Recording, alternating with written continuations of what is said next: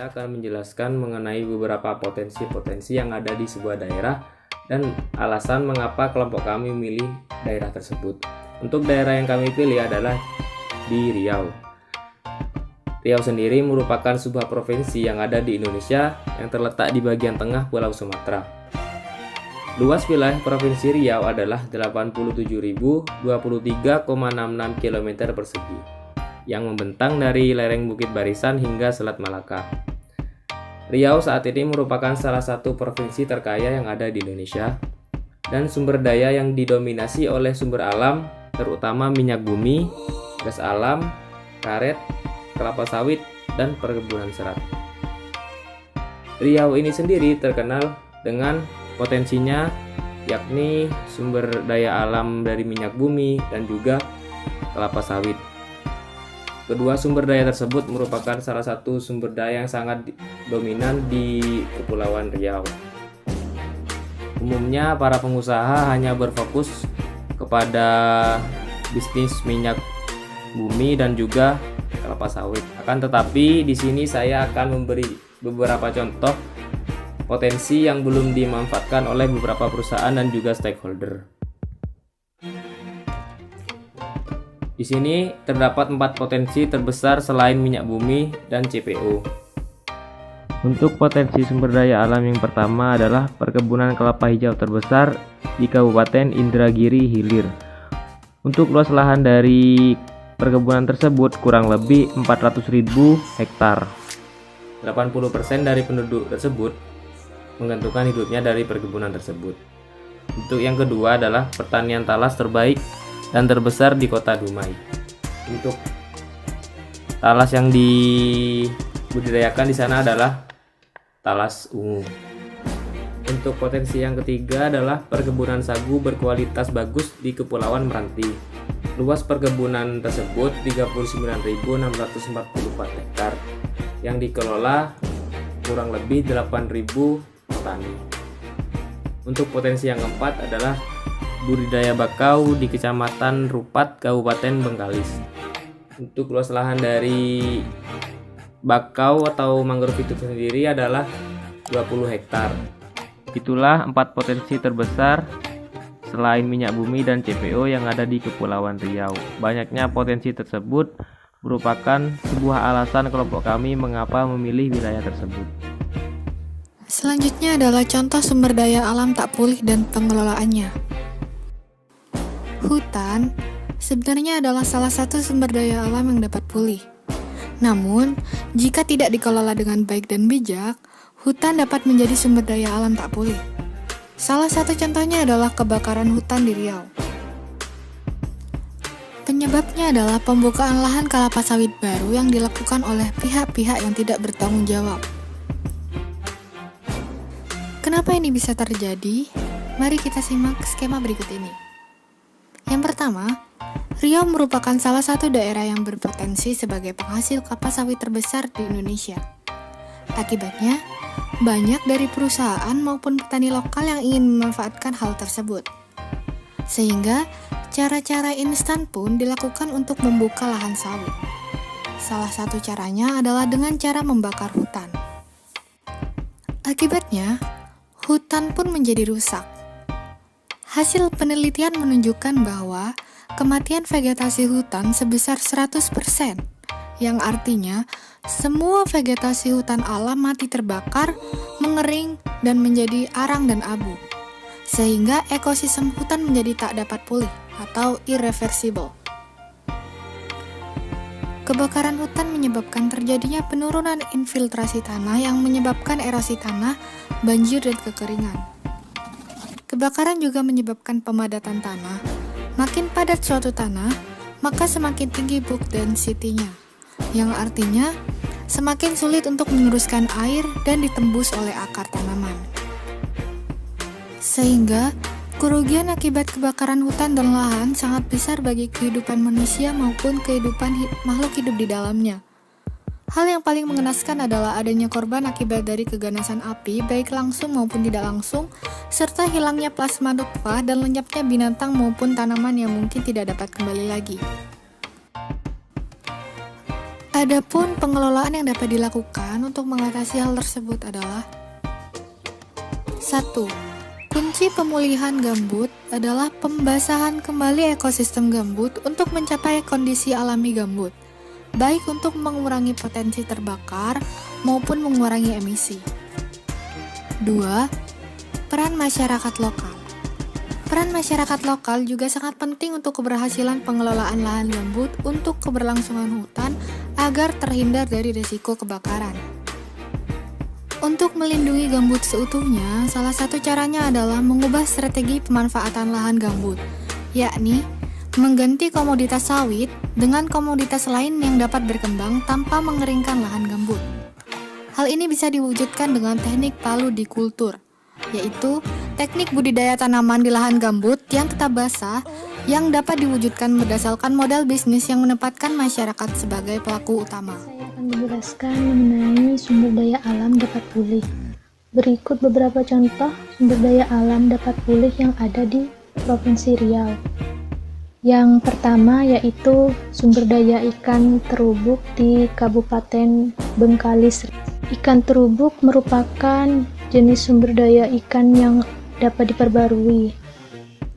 Namun saat ini populasi ikan terubuk sudah mengalami penurunan. Penurunan ini karena penangkapan ikan terubuk untuk diambil telurnya dan diperjualbelikan dengan harga yang tinggi. Selain itu, karena pencemaran yang terjadi di sepanjang daerah aliran sungai. Untuk salah satu upaya yang dilakukan pemerintah dalam mengendalikan pemanfaatan sumber daya ikan, yaitu melakukan pembinaan dan penguatan kelembagaan kelompok masyarakat pengawas sumber daya ikan di Kabupaten Bengkalis. Yang kedua adalah sumber daya terumbu karang di Riau. Provinsi Kepulauan Riau memiliki ekosistem terumbu karang sebagai habitat aneka ragam jenis ikan dengan keindahan panorama alam dasar laut yang unik dan produktif.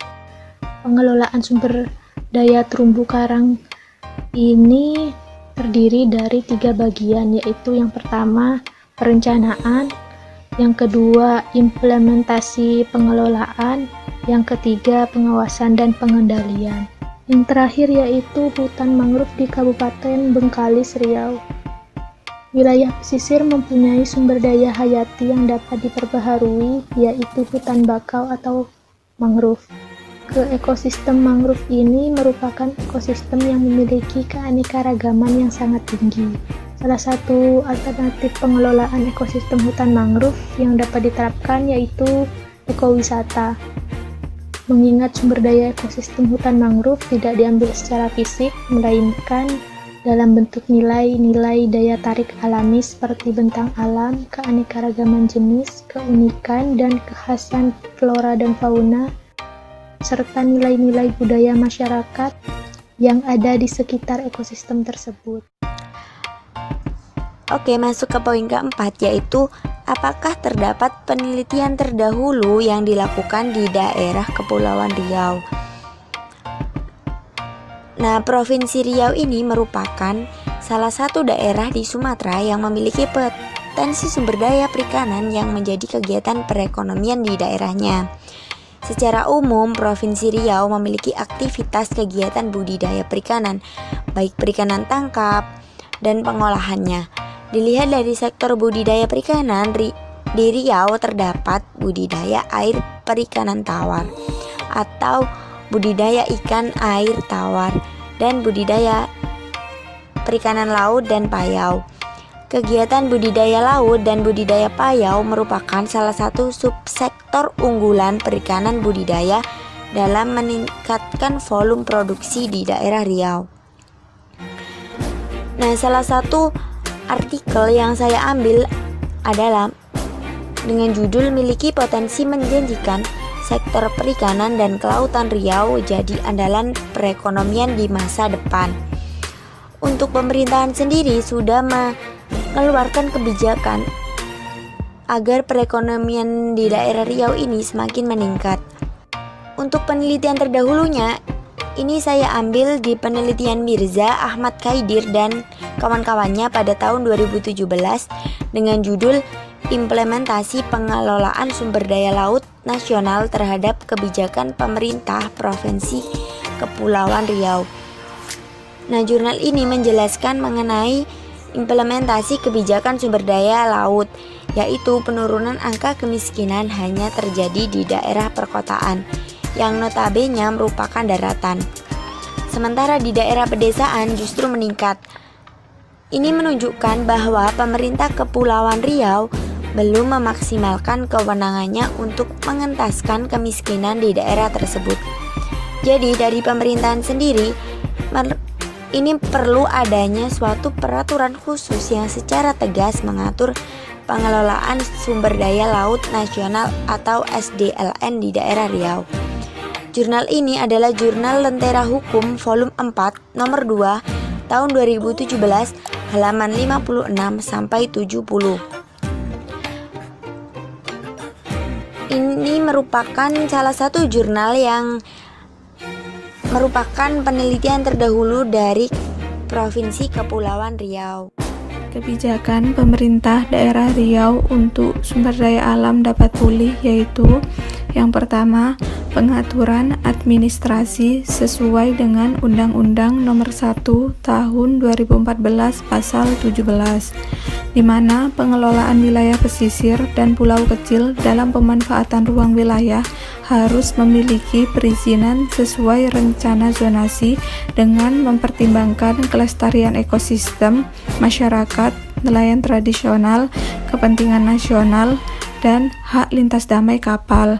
Kemudian yang kedua, pengaturan tata ruang sesuai dengan Undang-Undang Nomor 26 Tahun 2007 dengan maksud menjadikan tata ruang yang lebih terencana dengan proses perencanaan, pemanfaatan, dan pengendalian. Dan yang ketiga, menghimbau masyarakatnya untuk ikut serta dalam pemeliharaan keamanan dan tata negara sesuai dengan pasal 30 ayat 1, di mana setiap warga negara diharuskan turut serta mempertahankan kedaulatan negara dari gangguan ancaman baik itu dari luar maupun dalam negeri.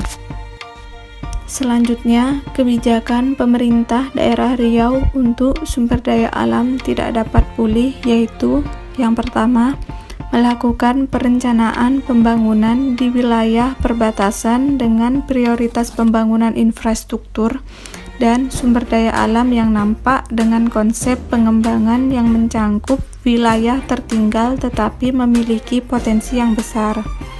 Dan yang kedua, pemberian kompensasi yang proporsional sebagai akibat dari eksploitasi dari sumber daya alam yang tidak bisa diperbarui tersebut, sehingga dapat membantu menguatkan sumber keuangan daerah dan membantu masyarakat yang terkena dampaknya.